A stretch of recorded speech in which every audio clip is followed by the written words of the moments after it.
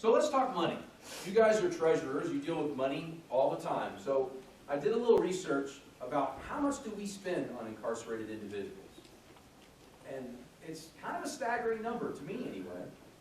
For the nearly 1.3 million offenders across the U.S., we spend in the neighborhood of $43 billion a year.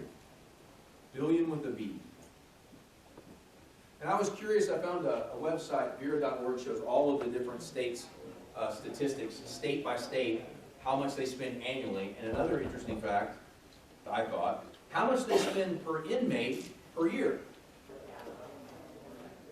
And of course, the one of most of interest is our state. In the state of Montana, we spend about $95 million annually for the various 2,800 different inmates that are in different facilities across the state. And if you drill it down, we pay about $34,000, a little less than $34,000 an inmate to house them for a year. So you guys are probably a lot better at math than I am because you're treasurers.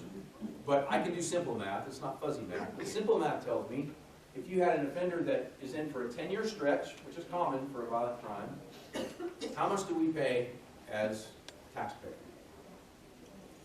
$340,000 out of our pockets? All of us here pay that? Well, I want to go back to that story about Jason, that young man I met about 3 weeks ago in Applebee's in Billings. Let's take that scenario and do some simple math. So he's been out of prison since 2016, and easy math would be 3 years. It'd actually be a little more, because we're creeping up on 2020. But for easy math, let's say 3 years. At $34,000 a year, the 3 years that he's been out and been a successful member of society, that's roughly $100,000 that we as taxpayers have saved. Not to mention the societal cost of what offenders cause. That alone, just in dollars, $100,000.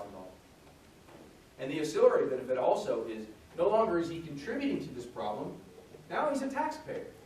And he's actually contributing like we all are to pay for it. But to see it a different way, I like graphs. Of the 8 states that I picked, and actually all of the 45 states is how many they sampled, we were about average per inmate. California, I guess everything's more expensive in California. $64,000 per inmate. But in Montana, we're fairly efficient, at least as far as averages go, compared to the other states. It's just an expensive endeavor to house inmates, from feeding them, health care, facility costs, security costs, all the things that go along with it. But the less people in prison that we have, the less of an expenditure that we have. And not just the bottom line, it serves society. So again, as I wrap things up, the biggest thing about our program that I want to share and leave you with is that the products that I sell to you and our program sells to you are just, they are a collateral benefit, I guess you could say.